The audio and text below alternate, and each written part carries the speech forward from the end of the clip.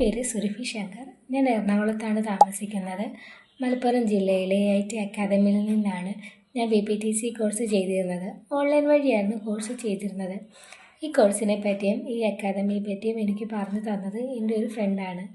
10 വർഷത്തിന് ശേഷമാണ് ഞാൻ വീണ്ടും പഠനത്തിലേക്ക് വരുന്നത്. അതിൻ്റെ ചെറിയ ടെൻഷനൊക്കെ എനിക്കുണ്ടായിരുന്നു.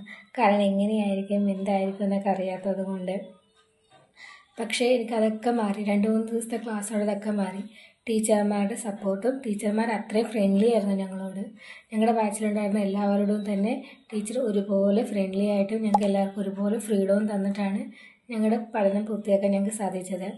അതുപോലെ തന്നെ ഞങ്ങൾക്ക് മാസത്തിൽ ഒരു പ്രാവശ്യം വർക്ക്ഷോപ്പ് നടത്തും. ആ വർക്ക്ഷോപ്പിൽ നിഷാന്ത് സാറിൻ്റെ മോട്ടിവേഷൻ ക്ലാസ്സും, സാറിൻ്റെ ക്ലാസ് എന്ന് വെച്ച് കഴിഞ്ഞാൽ നമ്മൾ എന്തായിരിക്കണം, നമ്മൾ എങ്ങനെ പഠിക്കണം, നമ്മൾ എങ്ങനെ മുന്നോട്ട് പോകണം എന്നുള്ളതിനൊക്കെ ക്ലാസ്സായിരുന്നു ഞങ്ങൾക്കുണ്ടായിരുന്നത്. അതൊക്കെ ഞങ്ങളുടെ പഠനം പൂർത്തിയാക്കാൻ ഞങ്ങളെ സഹായിച്ചു. ടീച്ചർമാരാണെങ്കിലും നിഷാന്ത് സാറിൻ്റെ ക്ലാസ്സും ആണെങ്കിലും ഞങ്ങൾ ഈ പഠനത്തിൽ ഞങ്ങൾ ഒരുപാട് സഹായിച്ചിട്ടുണ്ട്.